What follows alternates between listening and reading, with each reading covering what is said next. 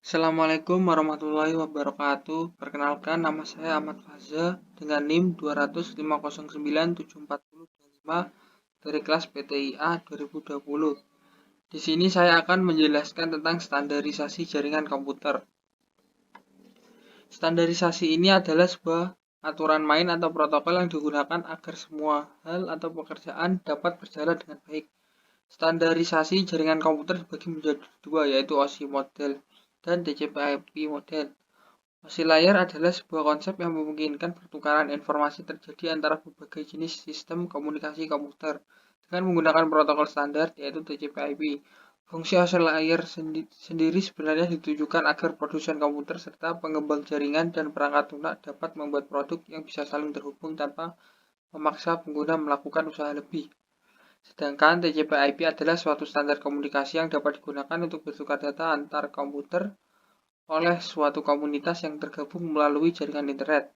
TCP/IP memiliki fungsi untuk berkomunikasi dengan komputer lain menggunakan jaringan, lalu komputer akan mengemasnya dalam bentuk paket data dan dikirimkan ke komputer tujuan lewat jaringan. OSI layer. Berikut merupakan gambaran urutan dari OSI layer.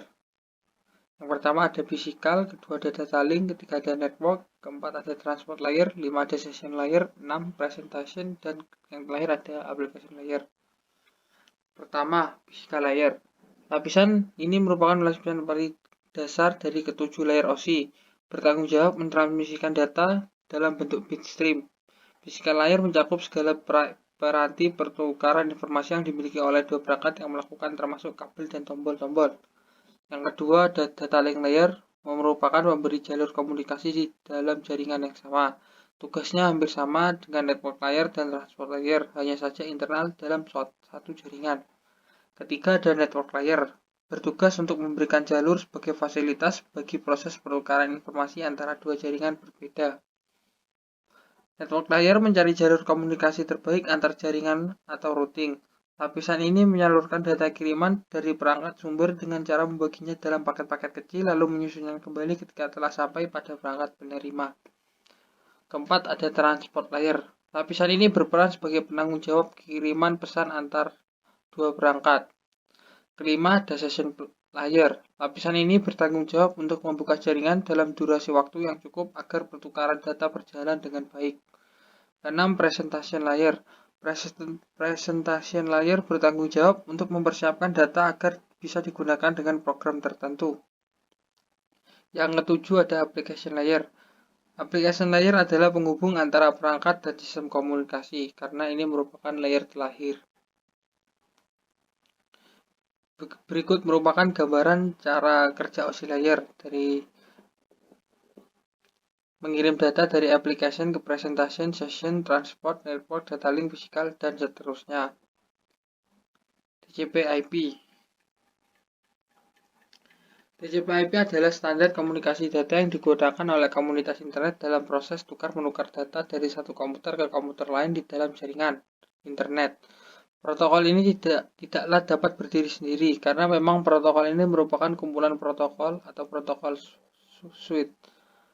Protokol ini juga merupakan protokol paling banyak digunakan saat ini. Pemodelan layar TCP/IP muncul karena adanya beragam kekurangan dari pemodelan layar OSI, serta pemodelan layar OSI mulai tidak relevan seiring dengan perkembangan zaman, terutama pada aplikasi dan jaringan komputer itu sendiri. Macam-macam layar TCP/IP. Yang pertama ada network access layer. Layar ini berfungsi mengubah IP datagram ke frame yang ditransmisikan oleh network dan memetakan IP address ke physical address yang digunakan dalam jaringan. Kedua, ada internet layer. Internet layer merupakan jantung dari TCP/IP dan protokol paling penting pada internet layer atau RFC 791. Ketiga, ada transport layer. Dua protokol utama pada layer ini adalah Transmission Control atau TCP dan User Datagram Protocol atau UDP. TCP menyediakan layanan pengiriman data handal dengan end-to-end deteksi dan koreksi kesalahan, sedangkan UDP menyediakan layanan pengiriman datagram tanpa koneksi atau connectionless dan low overhead. Keempat, ada application layer. Layer ini merupakan layer paling atas dari arsitektur protokol TCP/IP. Layer ini juga berfungsi mendefinisikan aplikasi-aplikasi yang dijalankan pada jaringan. Berikut merupakan cara kerja TCP/IP dari pengirim, layer application ke transport, internet, access, lalu kembali ke network access, internet, transport, dan application. Macam-macam protokol OSI layer. Di application layer, yang pertama ada HTTP, Hypertext Transfer Protocol, berguna untuk mentransfer dokumen dan web dalam sebuah web browser melalui www. HTTP juga merupakan protokol yang meminta dan menjawab antar klien dan server. Yang kedua ada FTP, File Transfer Protocol. Protokol internet yang berjalan dalam layar aplikasi merupakan standar untuk mentransfer file komputer antar mesin-mesin dalam sebuah jaringan internet. Yang ketiga ada NFS, Network File System, merupakan jaringan protokol yang memungkinkan pengguna di klien komputer untuk mengakses file melalui jaringan dengan cara yang sama dengan bagaimana penyimpanan lokal yang diaksesnya. Keempat ada DNS atau Domain Name System, merupakan protokol yang digunakan untuk memberikan suatu nama domain pada sebuah alamat IP agar lebih mudah ingat. Kelima ada POP3, Post Office Protocol, merupakan protokol yang digunakan untuk mengambil mail dari suatu mail transfer agent yang akhirnya mail tersebut akan di-download ke dalam jaringan lokal. Keenam ada MIME, Multipurpose Internet Mail Extension, digunakan untuk mengirim file binary dalam bentuk teks. Ketujuh ada SMB, Server Message Block, digunakan untuk mentransfer server file ke DOS dan Windows. 8 ada NNTP, Network New Transfer Protocol, digunakan untuk menerima dan mengirim newsgroup.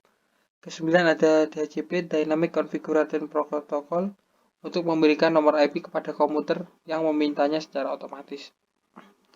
Di presentation layer, yang pertama ada Telnet, digunakan untuk akses remote masuk ke suatu host data berjalan secara line text. Kedua ada SMTP, Simple Mail Transfer Protocol, digunakan dalam pengiriman email di internet atau untuk mengirim data dari komputer pengirim email ke server email penerima.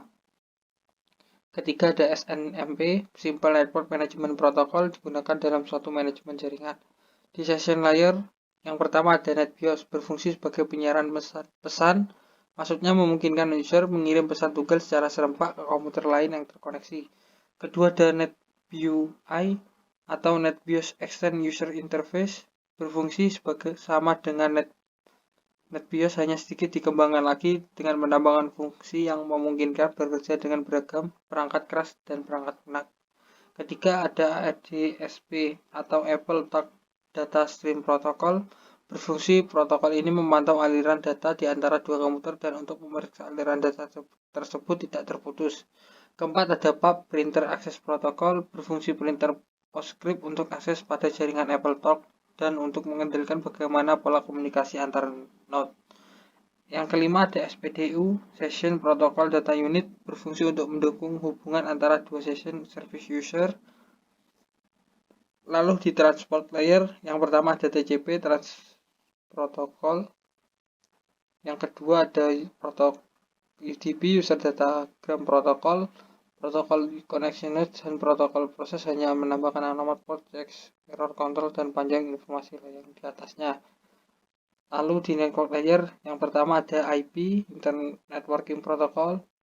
Kedua ada ARP, Address Resolution Protocol, digunakan untuk mengetahui alamat IP berdasarkan alamat fisik dari sebuah komputer. Yang ketiga ada RARP, Reverse Address Resolution Protocol, digunakan untuk mengetahui alamat fisik melalui IP komputer. Yang keempat ada ICMP, Internet Control Message Protocol, digunakan oleh sejumlah host untuk mengirim notifikasi datagram mengalami masalah pada hostnya. Kelima ada ICMP, Internet Group Message Protocol. Lalu di data link, yang pertama ada PPP, Point to Point Protocol, digunakan untuk point to point pada suatu jaringan. Lalu di data link layer ada SLIP, menyambung protokol untuk menyambung serial. Macam-macam protokol TCP/IP. Yang pertama ada Telnet, kedua ada FTP, ketiga ada SMTP, keempat ada DNS, kelima ada RIP, keenam ada USPF, ketujuh ada NFS, Network File System, ke-8 ada HTTP Hypertext Transfer Protocol, ke-9 ada WO3 sama seperti OSI, ke-10 ada IMAP Internet Message Access Protocol adalah protokol standar untuk mengakses email dari server. Ke-11 ada SSH Secure Shell adalah protokol jaringan yang memungkinkan pertukaran data secara aman antara dua komputer. Ke-12 UDP, ke-13 ICMP, lalu ke-14 ada point to point masih sama seperti OSI. Yang kelima sleep. Persamaan dan perbedaan OSI layer dan TCP/IP. Persamaannya keduanya memiliki layer. Yang kedua, sama-sama memiliki application layer meskipun memiliki layanan yang berbeda. Ketiga, memiliki transport dan network layer yang sama. Keempat, asumsi dasar keduanya adalah menggunakan teknologi packet switching. Perbedaannya, yang pertama, TCP/IP menggabungkan presentation dan session layer ke dalam application layer. Sama-sama memiliki application layer meskipun memiliki layanan yang berbeda. Yang kedua, TCP/IP menggabungkan OSI data link dan physical layer ke dalam network access layer. Ketiga, TCP/IP protokol adalah standar dalam perkembangan internet. Sekian, terima kasih. Apabila ada salah kata mohon dimaafkan. Wassalamualaikum warahmatullahi wabarakatuh.